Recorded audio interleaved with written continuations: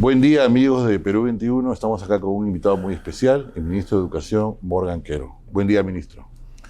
Muy buenos días, querido Carlos. Un gusto recibirte a ti, al equipo de Perú 21 para tener este diálogo al inicio de esta gestión que tiene como lema educar es servir, educar es unir. Ahora vamos a desarrollar un poco el lema, ¿no? Pero primero, lo que ha estado un poco sonando bastante, ¿no? ¿Cuántos profesores del Movadef, inscritos en el Movadef, hay activos? Se dice que 500, se dice que menos. ¿Hay una cifra o...? A ver, nosotros hemos iniciado un proceso inédito, quiero destacarlo, y hemos separado hasta el día jueves pasado a 4 profesores sentenciados. Es importante. Por terrorismo. Claro. Ninguna persona que haya sido sentenciada por terrorismo puede dar docencia en nuestras aulas. Uh-huh. Quiero decir también que son profesores que estaban en colegios privados de Lima. Uh-huh. Yo prefiero obviar los nombres de los colegios, Claro. pero más o menos son conocidos. Y no hay en nuestros colegios públicos ningún profesor sentenciado por terrorismo.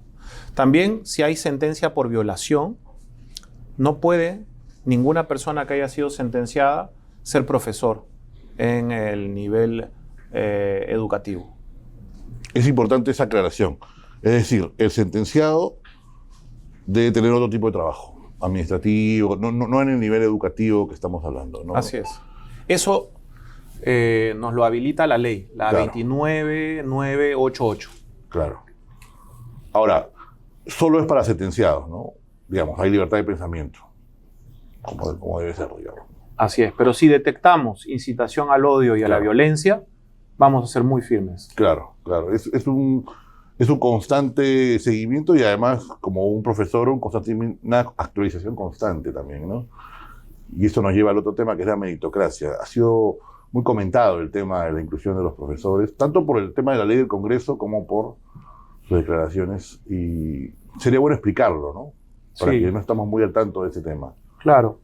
Había un grupo de profesores que consideraban que la ley del profesorado, que estaba vigente en el momento en que surge la carrera pública magisterial, y es otra forma de organizar el trabajo de nuestros docentes al frente de nuestros niños, les quitaba una serie de derechos que ellos ya tenían adquiridos. Y yo creo que es un tema bastante importante que tenemos que reconocer y reparar.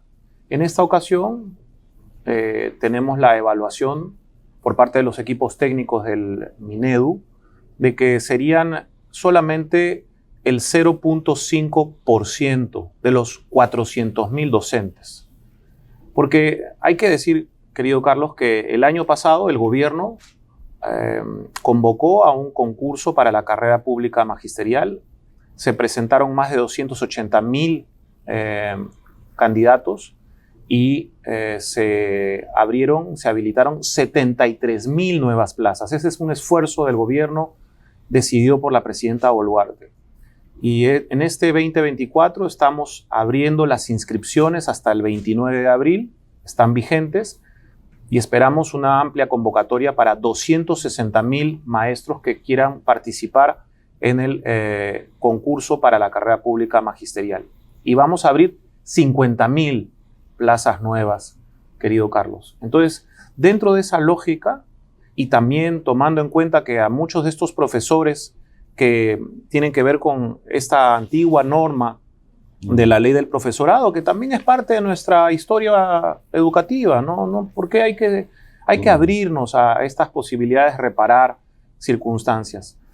Y siendo un número tan reducido, teniendo todos su título como profesores, se les dará la formación docente pertinente para actualizarlos en la medida de las posibilidades y de integración que tenemos que tener en este momento en el trabajo desde el sector educativo. Yo creo en una patria ordenada y generosa, y creo que desde la generosidad podemos fortalecer la meritocracia, incorporarlos a un sistema, van a tener que pasar todos los filtros para incorporarse a las escalas de remuneración magisterial, que son 8 escalas, y ahí hay filtros muy serios, muy rigurosos, y yo creo que eso es algo positivo para de una vez por todas ya cerrar esa brecha del proceso de cambio que se dio en el año 2014. Entonces, para aclarar, sí va a haber una meritocracia, solo que se les da una oportunidad para digamos, incorporarse y llenar. Hay un déficit también de profesores. Así ¿no? es. Partamos de eso, ¿no? Así es, hay un déficit de profesores. Siempre estamos contratando a los profesores con título. Todos los profesores tienen título. Tenemos una plataforma que se llama Titula, en donde están registrados todos los profesores de los institutos tecnológicos y otros, y por supuesto el de la SUNEDU, que nos permite cruzar la información, y los padres tienen que saber y tienen que tener la plena certeza de que todos los profesores que están al frente del aula trabajando con sus hijos son profesores que tienen un título, un reconocimiento y una formación docente, Carlos. Eso es también muy importante, porque una parte de la prueba tiene que ver con una clase modelo. Ellos tienen que dar una clase modelo y ahí concluye, digamos, la evaluación y la selección de los docentes que se presentan a la carrera pública magisterial, y el sistema los va a ir incorporando sin mayor problema. Será un proceso en los próximos meses, y yo creo que lo tenemos que hacer todos de buena fe, sin estigmatizar a nadie, querido Carlos, sin estigmatizar a esos docentes que se refieren a un debate político que ya está zanjado, y que este paso nos permite integrarlos a todos. ¿Cuál debate, perdón? El debate del 2014, en torno a la aplicación de la norma, a los derechos adquiridos de los que se aferraban a la ley del profesorado, ¿no? Porque el fin de semana salió una denuncia de que había 119.000 sin título, pero no sé dónde están o si está actualizada esa información. Yo creo que hay que revisar esa información con mucho respeto para las fuentes que han publicado eso. Y además quiero destacar que la mayoría de esos docentes están en el sistema privado. Entonces, le pedimos también a los directores de los colegios privados que puedan hacer esa revisión. Pero lo que sí te puedo decir, Carlos, y puedo afirmarlo sin ninguna duda, es que todos los profesores de nuestro sistema educativo público tienen título de profesores. Hay un grupo muy reducido que son los profesores que trabajan en educación intercultural bilingüe, que trabajan en nuestras comunidades nativas, están sobre todo ubicados en Ucayali, en el Daten del Marañón, en donde incorporamos a jóvenes que han concluido su secundaria para trabajar como profesores, y con los más jóvenes ir de la mano enseñándoles sus propios valores, sus propias tradiciones y, por supuesto, su lengua materna, que es tan importante para el desarrollo de nuestros niños. Claro que sí. Para complementar un poco lo del inicio, usted dice que va a haber un seguimiento, va a haber una especie de constante diálogo para que los profesores no contaminen, ¿no?, la educación con ideas, digamos, muy radicales, ¿no? Porque hay preocupación sobre los contenidos, ¿no? Entiendo que también se está trabajando no sé si con las Fuerzas Armadas o con instituciones similares, para cuál es la narrativa, cuál es la historia que se va a contar. ¿También hay un trabajo al respecto, entiendo? Por supuesto, estamos permanentemente adecuando el currículo nacional, también los currículos regionales diversificados. Anteayer estuvimos en la región Arequipa con el señor gobernador Roel Sánchez, al quien le agradezco su rol como anfitrión, para poder trabajar de la mano y hacer un acompañamiento permanente en las regiones. Pero también en el currículo nacional vamos a revisar algunos contenidos, vamos a trabajar de la mano con las organizaciones que consideren que tenemos que incorporar perspectivas amplias dentro de un respeto a la libertad. Y por supuesto tenemos que fortalecer todo aquello que nos haga sentir orgullosos de ser peruanos, en donde los valores cívicos estén siempre por encima de todo, el respeto a nuestros símbolos patrios y, por supuesto, el amor a la patria, que es algo fundamental. Sí, porque es importante. El otro día leí que usted contó que que la presidenta incluso ha tenido episodios donde ella ha visto lo que es la violencia de cerca, incluso ha tenido, creo que, ataques en su familia, ¿no? Entonces ella lo tiene muy claro, digamos, ¿no? Por su propia experiencia de vida, además, ¿no? Pero es interesante que usted lo mencionó en alguna entrevista. Sí, lo mencionamos contando parte de alguna conversación en algún momento, mostrando que nosotros tenemos un rechazo frontal a cualquier presencia de grupos políticos que están vinculados al terror. Eso nosotros lo vamos a extirpar en el sistema educativo y no vamos a permitir que eso se siga desarrollando. De ninguna manera hay complacencia de este gobierno ni del sector educación con relación a algunos de esos grupos que están tratando de entrar por la puerta falsa.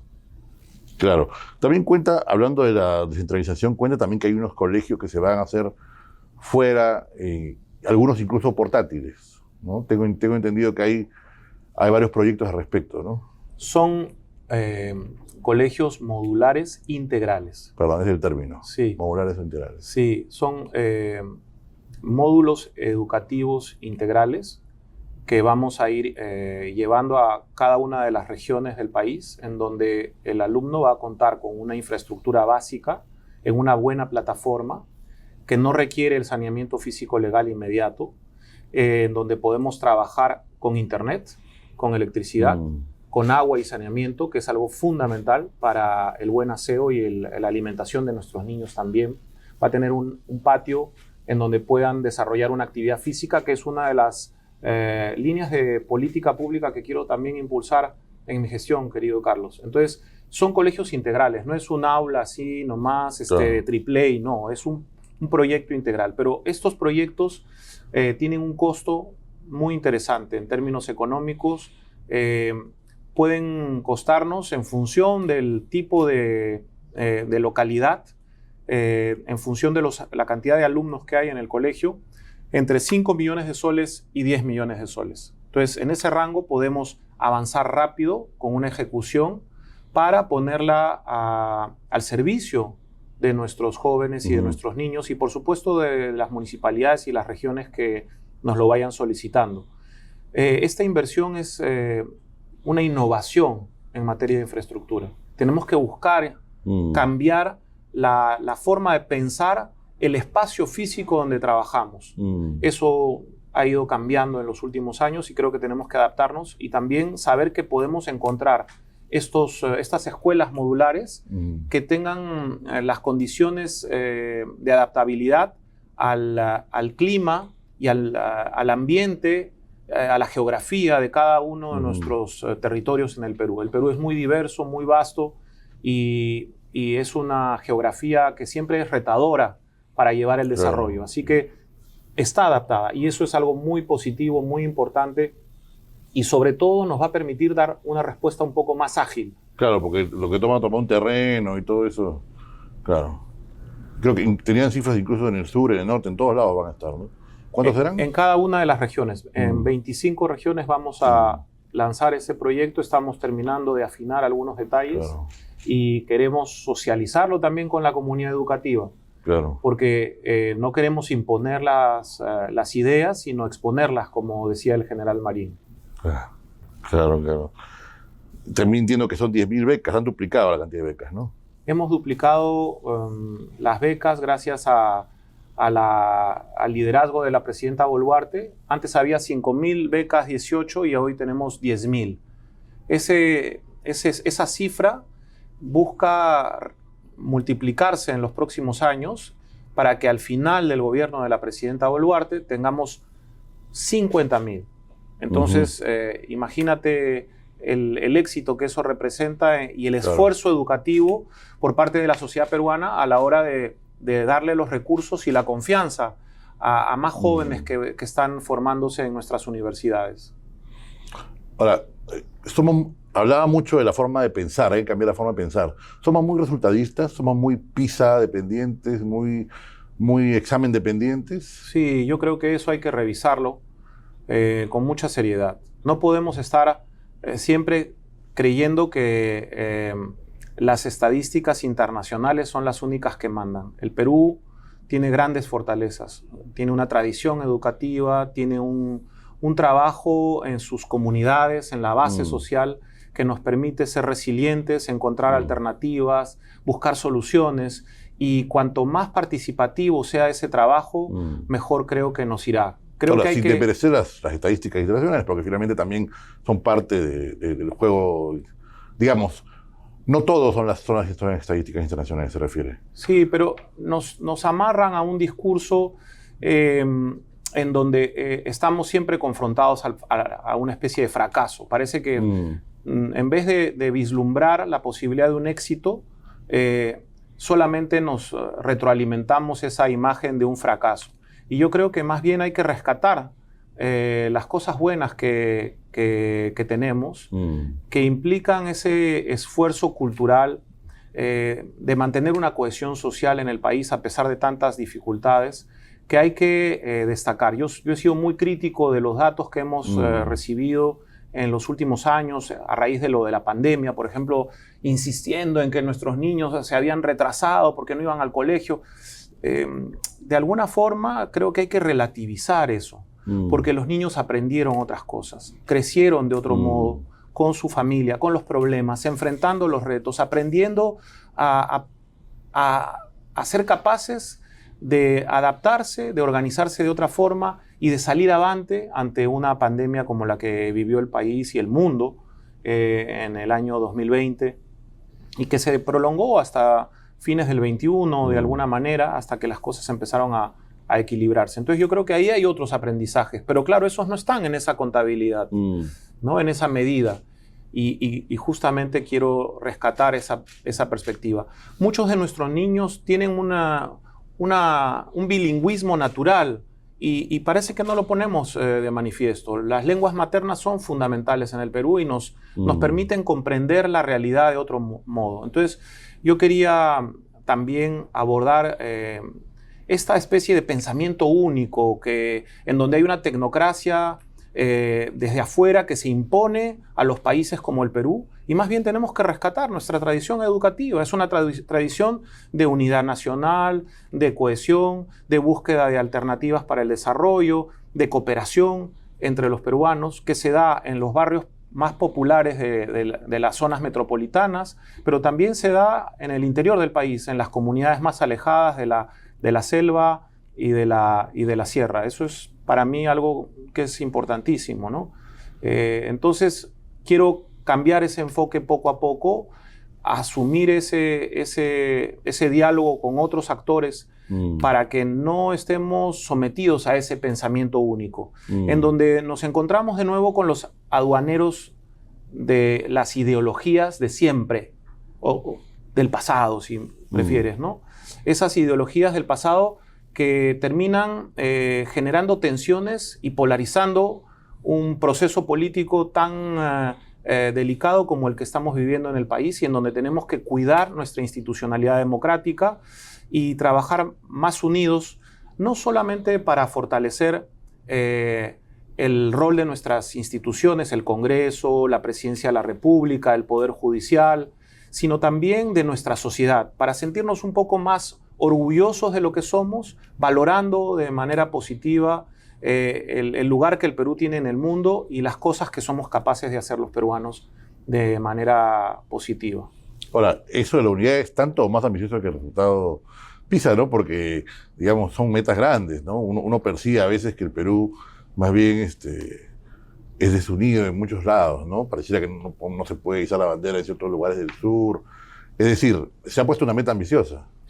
Claro, y sin embargo se mueve, decía los clásicos de la sociología, citando a François Bourricot en su libro Poder y Sociedad en el Perú Contemporáneo. Así concluía Bourricot su libro, ¿no? Y a pesar de todo, logramos los peruanos encontrar alternativas, salidas, comprender mejor nuestros problemas comunes. Ese es el gran reto, querido Carlos. Pero yo creo que el llamado a la unidad no es un llamado solamente retórico. Claro. Yo estoy proponiendo, a modo de reflexión para todos los actores que están involucrados en el sistema educativo, un pacto social por la educación. Un pacto social que nos permita, primero, decir que se logró una primera etapa positiva de la reforma universitaria, que hoy tenemos 97 universidades y que podemos ir buscando otros espacios para ir mejorando. Y por eso me he referido a la educación superior tecnológica, en donde tenemos más de 1000 institutos que vamos a ir licenciando, apenas llevamos 100, en donde tenemos que repensar las condiciones básicas de calidad, en donde los institutos respondan al espacio regional, incluso en algunos casos hasta el espacio municipal, porque ahí se desarrolla la actividad económica. Tenemos que recuperar la dimensión asociativa de nuestra democracia, que es la base. Quiero recuperar también el liderazgo de nuestros deportistas, que nos han traído 100 medallas del campeonato juvenil bolivariano en Sucre. 100 medallas, es un gran logro de nuestros jóvenes. Tenemos semillero, tenemos equipo para ir a los Panamericanos del 2027 y traerle logros al Perú, lauros al Perú, y eso es fundamental. Recuperar la actividad física en los colegios con un buen ánimo, con un espíritu siempre deportivo, en donde prime el respeto al otro y en donde podamos ir canalizando algunos episodios de violencia que se dan en la base de la sociedad y que tienen que ver con los problemas con la inseguridad ciudadana en muchos ámbitos. Y queremos abrir al mundo a través del inglés a muchos de nuestros jóvenes que entran a primaria, en donde el inglés fonético es ya una realidad, es una práctica en estos momentos.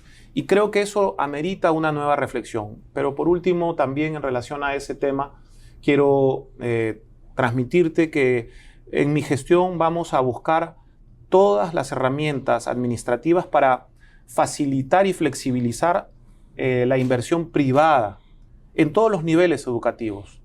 Y a saber que en el Ministerio de Educación también van a encontrar una capacidad para resolver los problemas burocráticos que podemos tener por una inercia del pasado y comprometer de nuevo a los privados a que se acerquen, apuesten por la educación y quieran invertir para el desarrollo de todos los peruanos.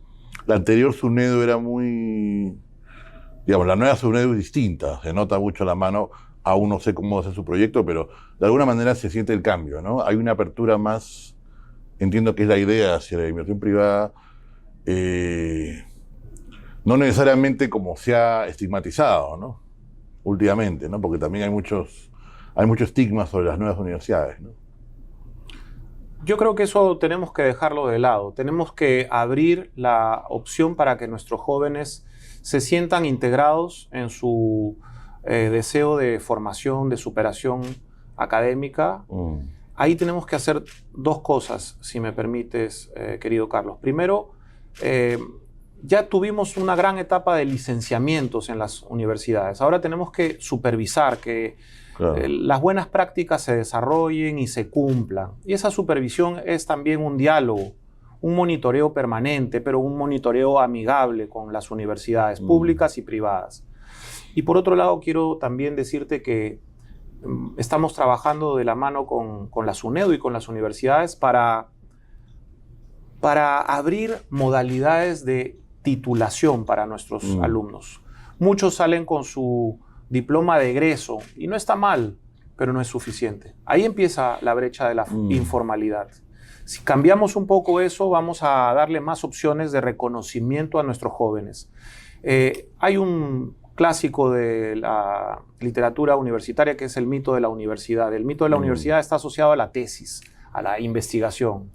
Pero yo creo que siendo válido y necesitamos más investigadores y más doctores, el proceso de formación profesional en las universidades no tiene que ser solamente a través de la tesis. Tiene que buscar todas las modalidades y las opciones de titulación para concluir bien el ciclo. Examen de grado, etc. Así es. Muchos alumnos se quejan y han venido a nosotros quejándose porque tienen que volver a pagar otros derechos, porque tienen que venir a hacer otros trámites, porque los evaluadores tienen criterios distintos. Hay una complejidad en esos procesos y tenemos que plagian la tesis también algunos, ¿no? Y por supuesto ahí nos encontramos con esos problemas que vamos a sancionar de manera muy clara y yo mismo he sido un académico que ha desarrollado investigación, claro. Sé lo que eso representa, y tenemos que ser muy firmes con el claro. plagio. Pero tenemos que también abrir a lo que implica el trabajo a nivel profesional. Y la universidad tiene que sancionar eso. Tenemos que tener buenos profesionales y que tengan todos su título. Si cerramos esa brecha, vamos a conquistar un espacio adicional de reconocimiento entre los integrantes de una sociedad peruana que hace un enorme esfuerzo para que sus hijos puedan pasar por la universidad. Tenemos 1.300.000 estudiantes en las universidades y estos tienen que seguir formándose de la mejor forma. En San Marcos tenemos varias plazas que no han sido cubiertas, lamentablemente. Entonces también tenemos que revisar cómo es ese examen de ingreso. En algún momento se abordaron otros temas. Queremos que cada examen corresponda realmente a una realidad. Así que tenemos que revisar algunas condiciones pedagógicas para que claro. realmente cumplamos con la finalidad pública, que es la cohesión social. La transmisión del conocimiento tiene otras particularidades, claro. pero lo principal para nosotros en materia educativa es la cohesión social. Claro, cuando usted habla de la empresa privada, en la universidad o en estudios superiores, muchos piensan en Luna, pero se olvidan, por ejemplo, de Hochschild u otros ejemplos. Hay de todo tipo de ejemplos. Digamos, hay buenos, hay malos. La idea es pero abrirse a la inversión privada. Está abierto el espacio, siempre y cuando se cumplan con las condiciones básicas de calidad. Claro. Y estamos ahí también haciendo un proceso de revisión de esas condiciones básicas de calidad, porque en algunos momentos se ha podido interpretar o malinterpretar sí. con conocimiento o sin el conocimiento debido, de que implicaba una serie de cuestiones draconianas. Entonces, sí, he escuchado historias así, absurdas, incluso en algunos temas de arquitectura o de logística, cosas muy específicas, ¿no? Así que las cosas claras, el chocolate espeso para todos, y que sea simple, que todos sepamos a qué atenernos a la hora de llevar un proyecto de inversión y un proyecto educativo cuya finalidad es la cohesión social, querido Carlos, porque nuestros jóvenes buscan espacios que correspondan a su economía, pero que les permitan realizar su vocación. La vocación es algo fundamental para el desarrollo de un joven, de una mujer que quiere estudiar ingeniería, de nuestros médicos, pero tiene que tener esas condiciones básicas. Tenemos que fortalecer la meritocracia en todos los ámbitos y también en el ámbito universitario para que tengamos más doctores que sean docentes. Y ahí es un nuevo reto, ¿no? Tenemos pocos doctores, tenemos que fortalecer la producción de doctores y para eso necesitamos buenos equipos de trabajo, buenos laboratorios en ciencias sociales, en biología, en ciencias médicas y de la salud para fortalecer ese nivel que es tan importante, ¿no? El énfasis en el deporte, claro, para también de que usted ha hecho deporte, ¿no? Ha sido deportista. Y me imagino que el énfasis en la cohesión social, en los institutos y en esa mirada universitaria tiene que ver también con la experiencia en México. Bueno, ¿o no necesariamente? De alguna manera, sí, hay esa experiencia que trato de integrar a lo que ha sido siempre una reflexión sobre el Perú, siempre presente el Perú. ¿Un país más cohesionado que este? En mi mente y en mi corazón, el Perú siempre estuvo presente, así que era como un aprendizaje para comprender cómo podemos hacer las cosas de otra forma en el Perú y fortalecer esa cohesión social. En efecto, hay algo de eso en la trayectoria previa de la historia del siglo XX en México, pero por supuesto con un sistema político en donde había mucho control por parte de los actores que estaban en el Estado, en el gobierno, cosa que no se dio tanto en el Perú, ¿no? Era un poquito distinto en nuestro país. Claro. No sé si la experiencia en Francia también ayuda en algo, cambia un poco la perspectiva. Sí, por supuesto, ¿no? La posibilidad de tener universidades que atiendan a una gran cantidad de jóvenes ciudadanos que se incorporan. Claro. La posibilidad de tener también becas y apoyos, recursos para los jóvenes para que puedan sentirse reconocidos, integrados, que es algo fundamental. Y luego yo creo que tenemos que afirmar nuestras propias tradiciones, ¿no? Si acaso uno ha tenido la oportunidad de salir, no es para traer un modelo de afuera, sino es para tratar de rescatar todas las cosas buenas que hacemos en el Perú y que tenemos que fortalecer con la comunidad educativa, con nuestros padres de familia, con nuestros docentes en nuestra propia tradición. Y yo creo que tenemos que sacudirnos de algunas cosas que quedan ahí como un resabio. No sé si llamar a eso un complejo, ¿no?, de inferioridad. Por ejemplo, ¿no?, que nos cuesta, por ejemplo, terminar de llegar al área y meter el gol. El otro día en el Centro de Alto Rendimiento en Arequipa conversábamos con la psicóloga del Centro de Alto Rendimiento e intercambiábamos algunas ideas. Al mismo nivel de formación, dos deportistas, un peruano y otro de otra parte de América Latina, la diferencia no está en su formación, en su biotipo tampoco, porque los biotipos son similares, sino en esa seguridad mental que tienen a la hora de definir frente al arco adversario, concluir la jugada, por así decirlo, terminar de dar el paso para saltar y lograr el mate que nos traiga la victoria. Entonces, ese aspecto de seguridad en muy nosotros peruano mismos, eso, ¿no? Tenemos que recuperarlo, y yo quiero hacer parte de mi gestión con esa lógica, ¿con ¿no?, psicólogos o digamos, hay una inconstancia peruana ahí que hay que psicoanalizar o cómo es la cosa? No sé si es eso, es afirmar una voz propia y creer en nuestra voz, ¿no? Y creer en la voz de los peruanos, en lo que queremos decir, en lo que queremos expresar, en nuestros sentimientos.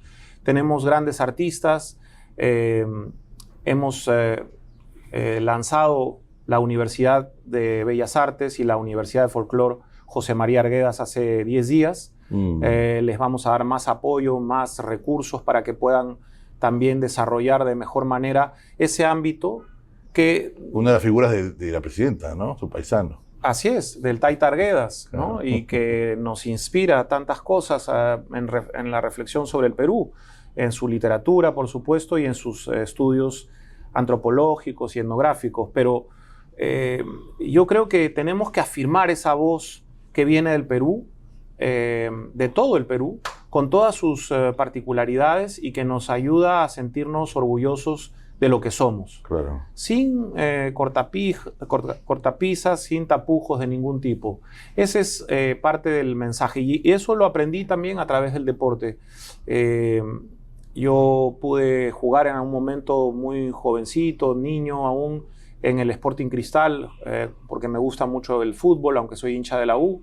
Y también luego tuve la oportunidad por unos juegos escolares de ser preseleccionado en el equipo que en esa época se llamaba Menores, Sub-17, de la selección peruana de vóley, que se fue preparando durante casi 2 años en el sudamericano que se llevó a cabo en Lima en el 87.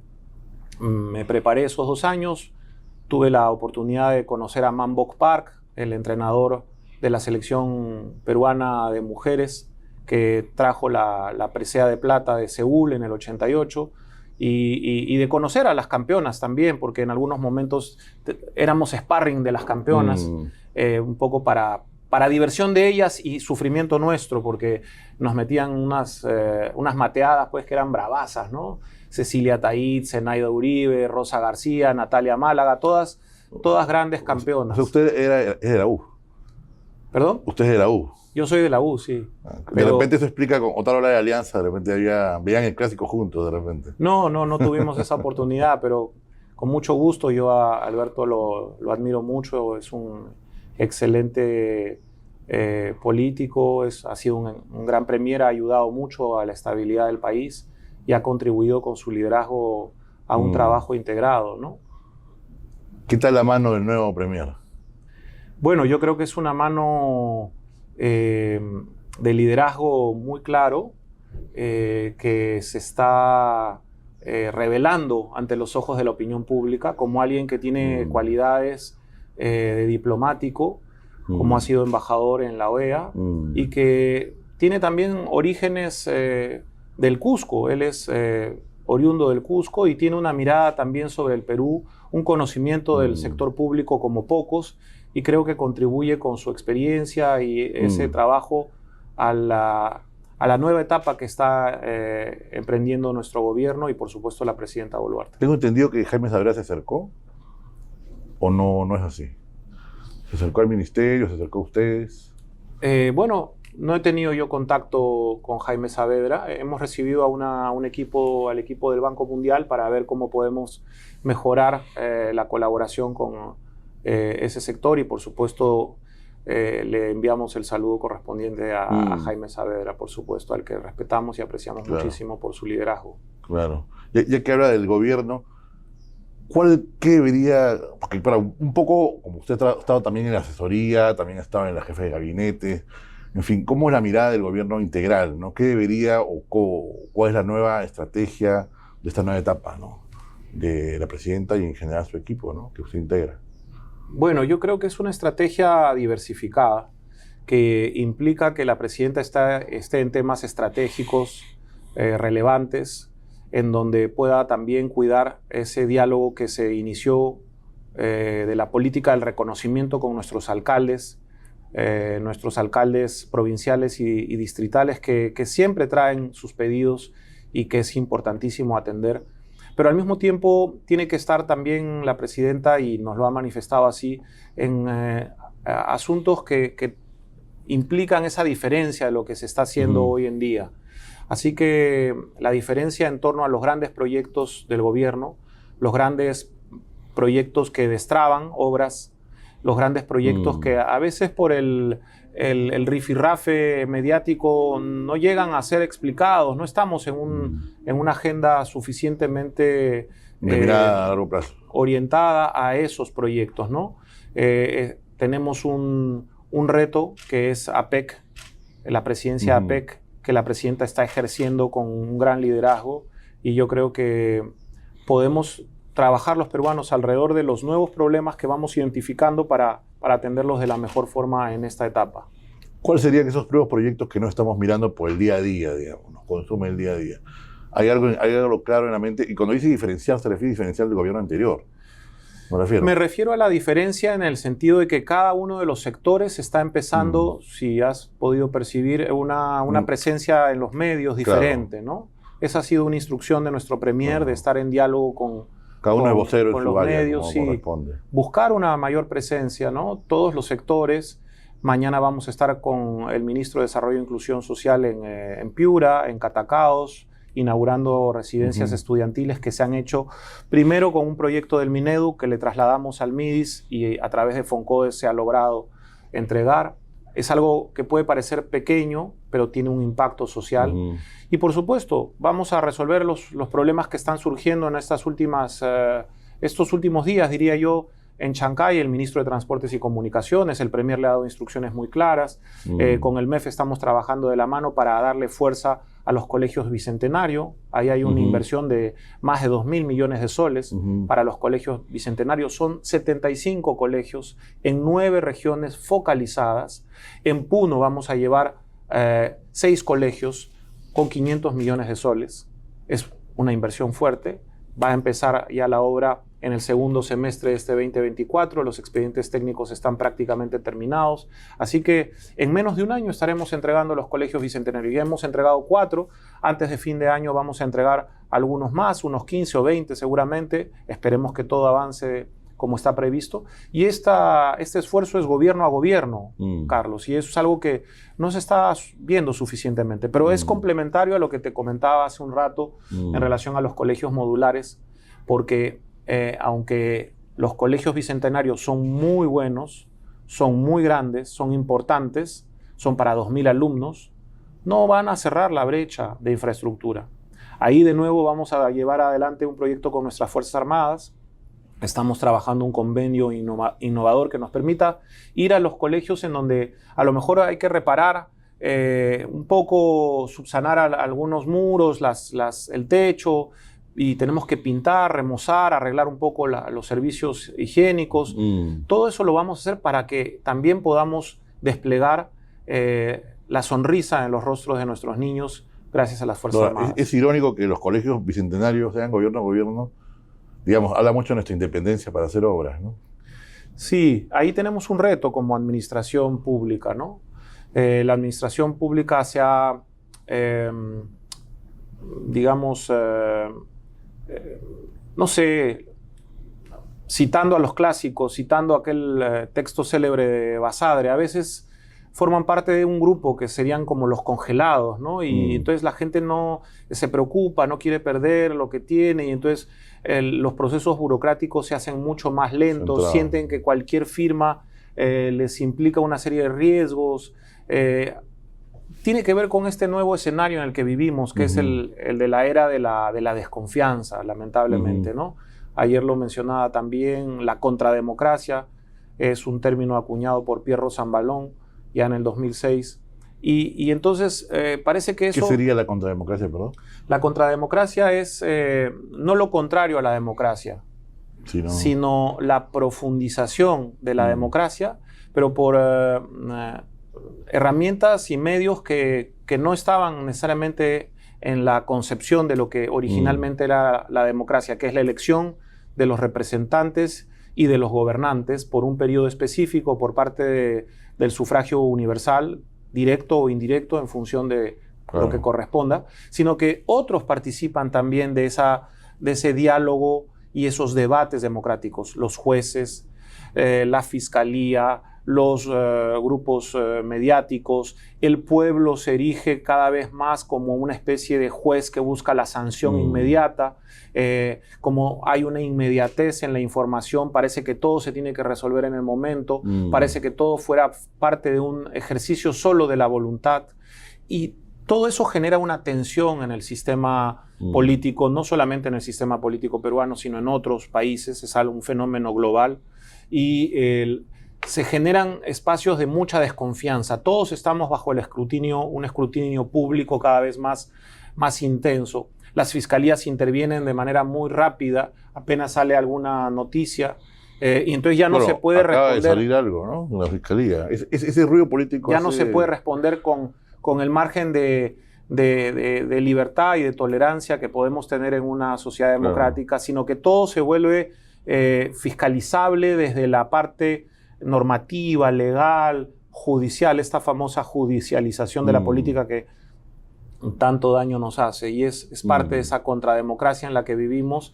en la que tenemos que reflexionar y asumir un lenguaje que nos permite identificar los problemas comunes y atenderlos de la mejor forma con base en el diálogo, porque, como te lo reitero, en la política como en la vida, las ideas se exponen, no se imponen, y las sanciones juegan a imponer, ¿no? Es un ámbito decisorio diferente, ¿no? Ya que habla de la desconfianza y la fiscalía, ¿estos enfrentamientos hacen mucho ruido o siente que son guerras separadas? Eso no hay que darle tanta... Porque ahora mismo en la mañana hemos visto que hay una reacción, ¿no?, al respecto. Sí, yo creo que los procesos en fiscalía tienen que ir por otro espacio, ¿no? Tendríamos que tener esas cuerdas separadas, y creo que hay que darle primacía a lo político, a las virtudes cívicas que los peruanos también hemos encontrado a pesar de las dificultades, y que contrastan con lo que sucedió en el pasado, querido Carlos. Entre el 2016 y el 2021 tuvimos una sucesión de presidentes. En el 2022 tuvimos otro cambio presidencial con el golpe del expresidente Castillo, y el Perú no puede seguir por ese derrotero. Entonces tenemos que ordenar las cosas, poner el hombro, participar y darle un lugar distinto a nuestra política, en donde podamos confiar y, por supuesto, que haya un espacio de libertad para criticar sin ningún problema, pero es distinto al de la Fiscalía. Sin darle tanto peso a las encuestas, ¿por qué cree que las cifras son bajas de la presidenta? Yo creo que ha habido una especie de... Bueno, no es solamente la presidenta. El gobierno, ¿eh? No solamente el gobierno. Todos los políticos. Exacto, Carlos, gracias. Yo creo que hay un tema sistémico, ¿no? Y cuando la presidenta asumió el gobierno de la República con mucha valentía, con mucho coraje, con gran responsabilidad, quiero decirlo también, no tuvo ese espacio de diálogo con la población, de presentación, ¿no? Luna de miel, no hubo nada. De conocerse un poquito más. Entonces creo que no se ha hecho todo lo que podemos hacer todos los actores para que se le conozca mejor a una presidenta con esa sensibilidad, con ese liderazgo, con esa capacidad esa capacidad de trabajo enorme que tiene la presidenta Dina Boluarte. Yo solamente la he visto trabajando, liderando procesos, preocupada, ocupada, atendiendo temas de gestión pública, tratando de resolver problemas a veces técnicos, que es un mérito en ella, llamando a los equipos técnicos para motivarlos y para tratar de explicar parte de lo que es su preocupación en torno a lo que requieren los peruanos hoy en día. ¿Siente que de alguna manera la clase empresarial o la gente que apuesta por el libre mercado no valora ese cambio que se ha dado con ella? Yo agradezco porque en un primer momento sí hubo esa gran apertura. Creo que en los últimos meses ha habido algunas preguntas, alguna incertidumbre, y yo creo que es parte de la época. Tenemos que reabrir ese espacio, y si hubiera alguna duda, yo creo que tenemos que inmediatamente atenderlo. Por eso propongo el pacto social, con la presencia del sector privado como líderes para desarrollar lo que nuestro país necesita en la educación superior técnica, en las secundarias profesionales y técnicas, también en los colegios privados. ¿Por qué no? Porque hay un poco ese prurito de que solo para la universidad. Yo creo que ahí tenemos que volver a sentarnos a dialogar y ver qué nuevos proyectos con confianza. Tenemos que recuperar la confianza. Para recuperar la confianza, digamos, ¿cree que hay un tema también de género aquí? ¿Hay un tema con una presidenta mujer en algunos lugares del país de repente no está bien recibido? Bueno, mira, yo creo que es un tema polémico, pero creo que es un reto para cualquier persona gobernar el Perú. El Perú es un país que tiene dificultades muy grandes. ¿Ingobernable? No. No, dificultades muy grandes a la hora de pensar su Estado. O sea, ¿cómo llega el Estado peruano a lugares alejados? ¿Cómo hace el Estado para responder rápidamente a las demandas ciudadanas? Y ese es un problema estructural. Yo creo que ahí tenemos un escollo que tiene que ver con el pensamiento único y con los aduaneros de la ideología, con un discurso tecnocrático que durante muchos años parecía incontestable. Y ese pensamiento único que nos decía que había que focalizar todo, que había que restringir el gasto público, que no se podía subvencionar, que no se podía gastar. Yo creo que tenemos que buscar un enfoque que nos permita reconciliarnos con nuestra sociedad. Cada vez que el Estado sale y va hacia la sociedad, y de varios gobiernos, no es algo de este gobierno, sale a la sociedad, se encuentra en offside, en fuera de juego, y entonces la sociedad inmediatamente reacciona con una crítica muy, muy, muy dura. Entonces yo creo que es parte de ese reto, y por supuesto el hecho de que no se haya podido presentar y conocer mejor a nuestra presidenta en los primeros meses ha generado parte de esta dinámica, pero yo estoy seguro que la vamos a revertir. ¿Este pensamiento único sería algo más tipo tecnocrático liberal, digamos, en el sentido de que mejor, ya que el Estado no funciona, mejor lo achicamos o lo dejamos ahí o lo bypaseamos? Así es. ¿Hay algo de eso? Así es. Se restringió demasiado el rol del Estado en términos estratégicos. El Estado tiene que aportar, es un actor fundamental del reconocimiento y de la cohesión social. Pero también tiene que ayudar a que los liderazgos se expresen y se canalicen, y tiene que trabajar de la mano con el sector privado. Si queremos un sector privado fuerte, necesitamos también un Estado fuerte, pero que trabaje y que vaya en el mismo sentido a partir de una idea común, ¿no? Que identifique el problema común y que tengamos una solución común. Entonces sí, yo creo que una mirada demasiado técnica, a veces un ultraliberalismo mal entendido para un país como el nuestro, tan diverso, con una diversidad también geográfica tan grande, es algo que tenemos que cambiar, ¿no? Tenemos que atrevernos a tener un Estado que resuelva los problemas. Y no ¿Cómo lo llamaríamos? ¿Un populismo más PRI, más mexicano, no? No, yo creo que tenemos que buscar un Estado que trabaje con justicia y equidad, un Estado social, un Estado solidario, si me permites el término, que es lo que la presidenta Boluarte también ha manifestado en varias ocasiones, ¿no? Un Estado que dé la mano a los que más la necesitan. Pero para eso necesitamos recursos y para eso necesitamos multiplicar los recursos. ¿Y qué mejor que a través de la inversión privada?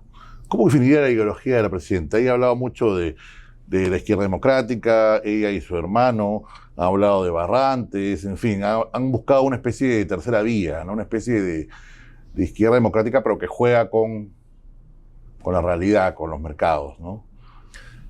Primero que nada, la presidenta es una presidenta consciente y consecuente con la inversión privada, con el mercado. Segundo, la presidenta busca la justicia social. Ese es su principal sentir frente a las demandas de nuestro pueblo. Y yo creo que ella lo expresa permanentemente, pero creo que hay que escuchar algunas de sus palabras, de sus intervenciones, un gran respeto a la institucionalidad democrática, un gran respeto y reconocimiento a nuestras Fuerzas Armadas, a nuestra Policía Nacional, un gran respeto a nuestros estudiantes, a nuestros docentes, y creo que ese liderazgo tiene que poder manifestarse y expresarse en todos los ámbitos de los medios de comunicación. Los medios de comunicación han sido desde el inicio muy críticos por distintas razones y creo que no se ha sabido comunicar bien desde distintas instancias en el pasado, ¿no? Pero ahora vamos a tratar de trabajar con una perspectiva como la que te reitero, ¿no? Un compromiso con la inversión privada, pero también con la justicia social. Los aduaneros de la ideología siguen hablando de la izquierda y de la derecha, querido Carlos. Ese es el pensamiento único. Yo creo que tenemos que buscar otra forma de plantear los problemas y encontrar las soluciones. Y creo que la presidenta nunca se ha referido a un tema ideológico en sí mismo. De hecho, ella en el febrero del 2022, durante una entrevista con un medio de comunicación, La República, expresó públicamente: yo no he abrazado la ideología de Perú Libre. Perú Libre, claro. Yo creo que eso fue muy claro y eso le valió ser expulsada del partido Perú Libre en su momento, y era una señal más que clara de cómo ella iba zanjando. Eso le permite hoy tener un diálogo fecundo, creo yo, con todas las bancadas del Congreso para trabajar por el Perú. Y yo creo que eso es lo que necesitamos hoy en día. ¿Es pragmática la presidenta? Yo creo que va más allá de un pragmatismo. El pragmatismo es toda una concepción filosófica, adaptativa frente a la realidad. En ella existe un genuino espíritu de justicia, de búsqueda de justicia social. Y si la justicia social se logra gracias a la inversión privada, adelante. Tenemos que trabajar de la mano, unidos. Lo que no está bien es que tengamos estos monopolios, estos empresarios rapaces, ¿no?, que buscan abusar de una posición de dominio. Y eso es un tema que también está en el debate. Pero algunas perspectivas tecnocráticas consideran que hay que por ejemplo, ¿en qué rubros? darle esa legitimidad. Bueno, hay varios rubros, ¿no? Yo creo que tenemos que asumir la vocación del Estado a complementar siempre la inversión privada en todos los ámbitos. Creo que dejan a deber algunas empresas privadas en relación al Internet, por ejemplo. Todo el esfuerzo que hacemos para llevar el Internet a nuestros niños. Tenemos el 80% de los estudiantes de la educación pública que tienen un acceso a Internet en los colegios, y eso no está mal, pero nos gustaría ver un poco más de generosidad, un poco más de corazón. Eso es fundamental. ¿De los privados? Claro, de los privados, por supuesto, ¿no? Hablamos mucho de las APPs, pero las APPs implica un recurso público para los privados.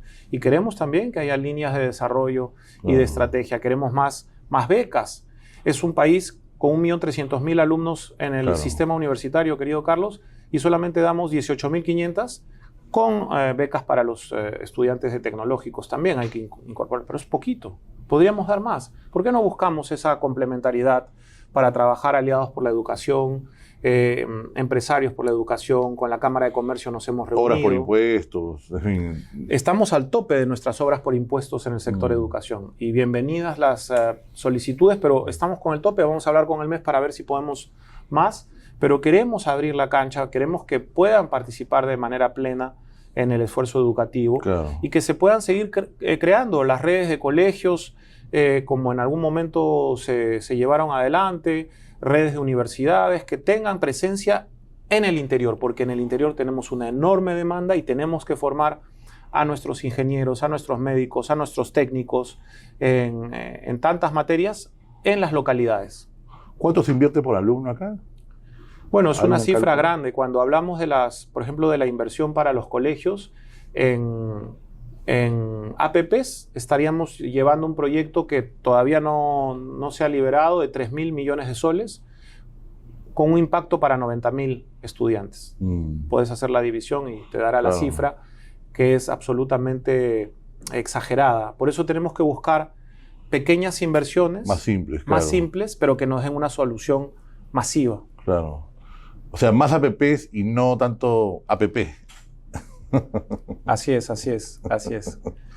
Siempre con todos los grupos políticos tenemos que cuidar el diálogo y por eso también el pacto social por la educación, querido Carlos. Yo regreso a eso, en donde puedan estar presentes las universidades, en donde puedan estar presentes los gremios empresariales, claro, y podamos sacar adelante a nuestra educación, que es un reto que todos los peruanos deseamos, porque hay un gran amor por la educación en el Perú, una gran tradición que tenemos que ir rescatando a través de las nuevas palmas magisteriales que vamos a otorgar este año, en donde tenemos que identificar a los, allá van a premiar a los algunos líderes. Sí, para ir cerrando, ¿qué debería decir la presidenta pensando en el APEC, pensando en los eventos de este año, Alianza para el Pacífico, en fin?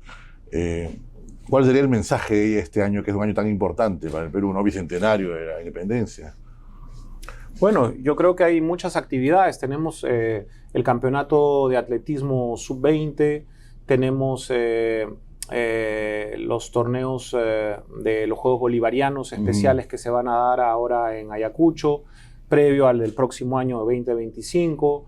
Tenemos una serie de actividades que nos van a permitir reunirnos a los peruanos y sentirnos orgullosos de lo que somos. Y también las batallas de Junín y Ayacucho. Son espacios, por supuesto, que la presidenta desde un inicio ha marcado como hitos fundamentales en términos de lo que significa una inversión hacia adentro, para voltear hacia nuestro querido Perú en el centro, en el sur, y atender sus problemáticas. Pero no descuidamos el norte, no descuidamos el oriente, vamos a desplazarnos también a las regiones y vamos a tratar de atender todas esas demandas. Pero el mensaje es un mensaje de trabajo conjunto, porque estamos seguros que ahí vamos a resolver los problemas. Y eso lo reitera también nuestro premier en sus actividades y lidera el equipo del gabinete ministerial con ese mensaje.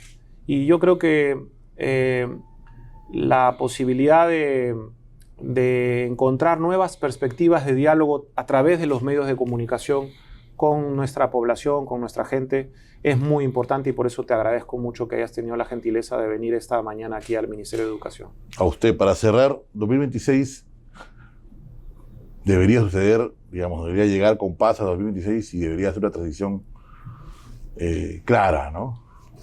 Así es. Eso lo merece el Perú, lo merecen los peruanos, lo merece nuestra ciudadanía. Así que tenemos que construir y fortalecer nuestro sistema democrático. Va a haber una mayor presencia de partidos políticos, habrá muchas sensibilidades que se podrán expresar en estas próximas elecciones, y creo que tenemos que hacer todos una reflexión sobre la responsabilidad que cada uno de los actores políticos tiene y sobre las virtudes cívicas. La democracia es el único régimen político que obliga a desarrollar virtudes cívicas. Claro. Entonces, si vamos en ese sentido, yo creo que la tarea de educación será mucho más fácil, y por supuesto, bajo el liderazgo de la presidenta Dina Boluarte, estoy seguro que llegaremos a buen puerto y trabajaremos atendiendo las demandas de todos, buscando alternativas, técnicas, soluciones para los problemas del Perú. Con unión, como dice.